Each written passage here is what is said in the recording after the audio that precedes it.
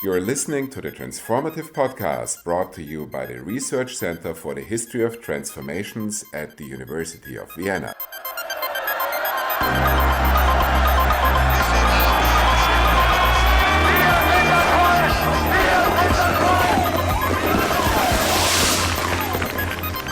It is Christmas time at the RECET Transformative Podcast, and what better way to usher in this season of peace and goodwill than with a discussion of the international arms trade.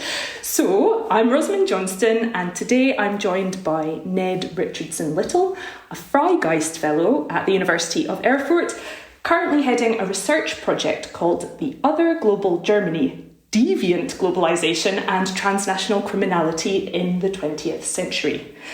Ned has published numerous articles, from what I can see, and perhaps most importantly, in 2020, a book called The Human Rights Dictatorship, Socialism, Global Solidarity and Revolution in East Germany, with Cambridge University Press, no less. So, Ned, it is a real delight to have you joining us today. Thanks for having me. So let's turn to your current work on the arms trade. Most often, I think, when discussing the arms trade, there's different kind of ways of thinking about this, from black market sales, which would be totally illegal, to grey market sales, which might be right on the cusp. Yet you don't go for that kind of better known vocabulary. You are discussing and focusing on, from what I can see, the illicit arms trade. So can I ask about that choice of term, what it means, and then why you would choose it and favour it over perhaps some more conventional vocabulary?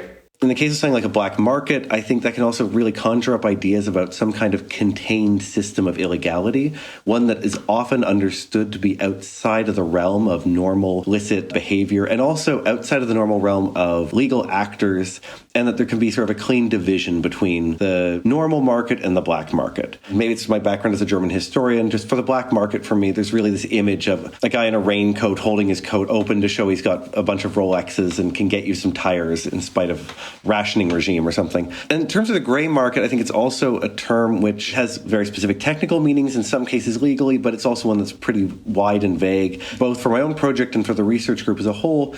Looking at both ideas about deviance and the illicit helps to expand the scope and to really look at the different ways in which not just illegal activity, but also activity which is meant to be breaking the spirit of the law, not just the actual text of it, trying to evade different legal prohibition systems, control regimes, and then also the ways in which different action can be understood through different means in different spaces. Think about these sort of clashes of different normative understandings between spaces, between countries, between cultures. So in this way, trying to look at illicit arms trade is really just trying to take a big, wide focus at everything from extremely clear black market illegal activity up to corporations carefully tweaking some of their technical designs because they know some market somewhere might be able to use it if they do so.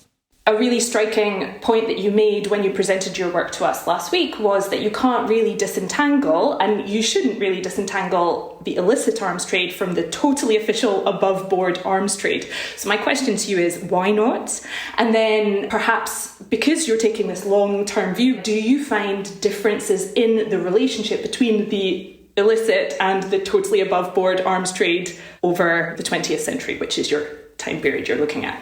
If we look over the last 150 years or so, the fact that manufacturers have always had problems of being tied up in scandals about illicit activity. If we go back to the colonial period, arms manufacturing companies are incredibly active in lobbying for diplomatic protection for their trade in certain regions where other imperial powers claimed that their actions were leading to destabilization or rebellion. You have similar situations nowadays where legal arms manufacturers are found to have had subsections which have gone rogue, resulting in completely legal transfers of military-grade rifles to specific police forces, and then somehow people within their company managed to divert those to other regions that were in conflict, leading to a scandal eventually when these weapons are used in mass killings, suppression of protesters, other different actions. A lot of these large corporations have found a way to really have their cake and eat it too, that they can exist in the broad legal market while at the same time, through various means and various degrees of legal liability, dipping their toe into the illegal market where they can have higher profits and expand market share into other regions. And going beyond manufacturers, I think when we look at the middlemen throughout this, that arms merchants are involved in very diverse sets of trading practices. Some of them are, on the one hand, very willing to engage in the black market in certain regions, at other times working with respectable government purchasers. It really depends on the time and space and the extent to which you want to actually sort of cast aspersions on some actors, where a legal seller is going to a merchant trader in another part of the world where they really should plausibly understand that these guns are going to be diverted to an illegal market. What moral legal standard are people held to? As someone who's also working on the arms trade, I would be really interested in kind of how you factor in morality, I suppose, to your research and the role played by morality. So this is maybe just a question to you personally about sort of what role should morality and can morality play in an academic study of transfers of highly harmful, often deadly materials and substances? I don't think we can get rid of the normative factor entirely in doing this sort of academic work, nor do I think we should. In general, the illicit arms trade is seen as something bad. For people who are interested in liberation struggles and rebellions against oppressive regimes, having arms available is seen as a good thing. People don't want to really think through how they arrive on the scene, but when we look at different forms of civil conflict, colonial uprisings, that the illicit arms trade is an incredibly important source of weapons for these conflicts. So we have these really conflicting moral perspectives where a conflict is good, but the actual arms are bad because of the way they were transferred under certain circumstances, according to certain perspectives. This has come up around Ukraine and Russia.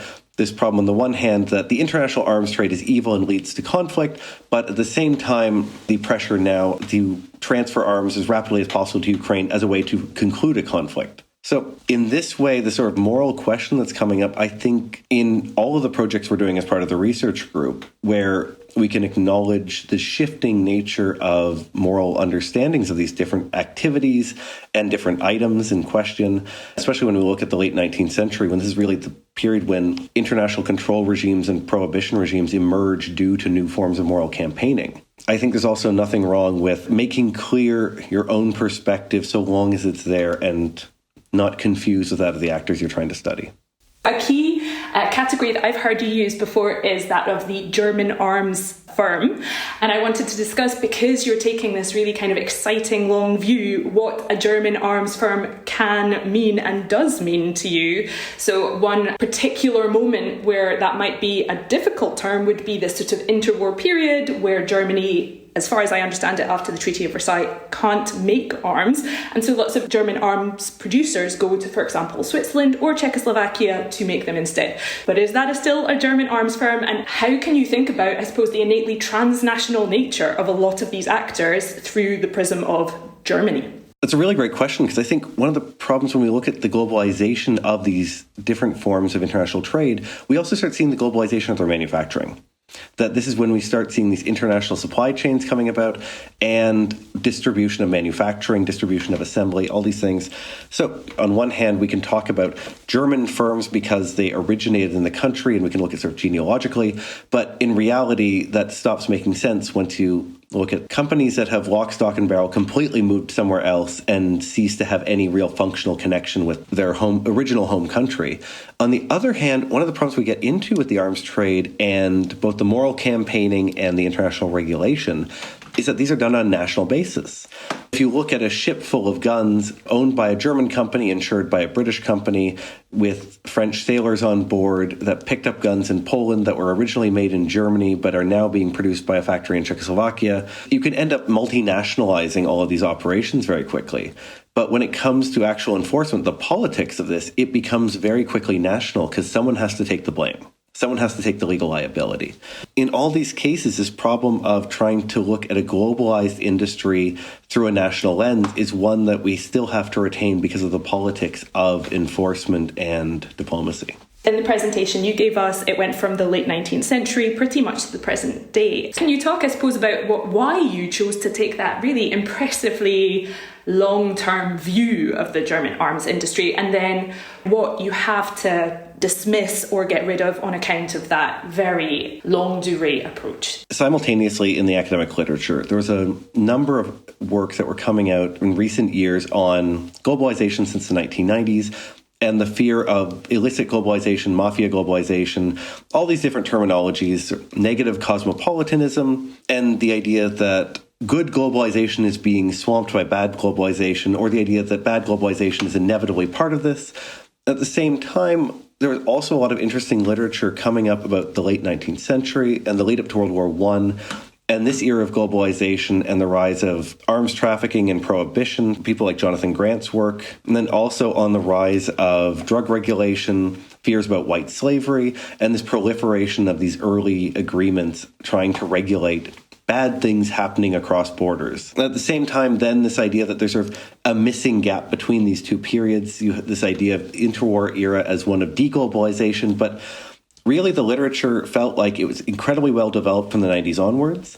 There's discussion of the Cold War as isolated episode, as you mentioned, and then the late 19th century. What happens if you try to jump over these time periods? Do you actually see any kind of productive narrative that strings through there? Some of the areas that I think are really interesting when you take this perspective is the same dilemmas, tensions, and conflicts remain even if the specifics change. So this problem of regulation and prohibition, are you trying to target specific types of arms? Are you trying to look at spaces? Or are you trying to look at specific groups of people? All of these different regulatory systems have their drawbacks and loopholes that can be exploited. But over and over again, the effort at trying to remake these different kinds of systems in order to try to come up with one that will be airtight, only to have the same problems come up over and over again in terms of how embargoes and prohibition systems are overcome. The first effort to internationally regulate the arms trade goes back to 1890 with the Brussels Convention. There's a continuity over 130 years or so of trying to do the same thing over and over again seems to get lost when this is presented as an entirely new problem of the last 15 years because now the WTO has admitted certain countries and things like that. So the really presentist discourse, I think, was really missing out on a lot of this.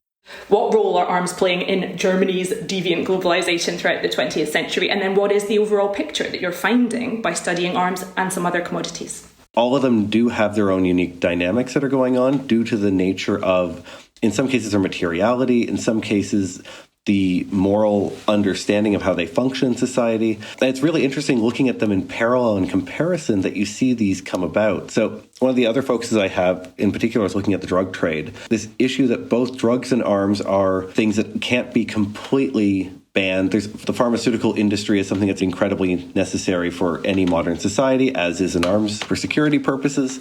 But the process of production of these things takes on very different forms and the different kinds of regulatory system. So in the case of arms, this problem of distinguishing military versus non-military use, you see something similar happen in the drug trade, but with different results, where in Germany, major manufacturers like Bayer and Merck produced heroin and cocaine as a pharmaceutical product. This really gets tied up with the dynamic around trying to regulate opium in China and the expansion of regulatory efforts by Americans, British, and Chinese officials to expand out prohibition in East Asia to also include manufacturers in Europe. Rather than seeing with the arms trade, companies continue producing while creating sort of some technical fixes. What we start seeing is efforts at export controls and then eventually actually a shift where illicit black market manufacturing even takes off. And you have the manufacturers of medicinal heroin actually get cut out of the pipeline because it becomes easier for criminal groups to access pharmaceuticals from illegal manufacturers once the cost of overcoming official prohibition systems and regulation becomes too high. And at the same time, I think you see this with the arms industry, but the level of technical sophistication makes it much harder to do that.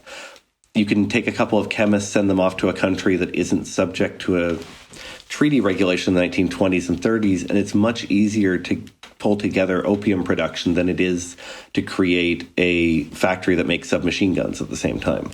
Military weapons aren't something that are distributed widely in society.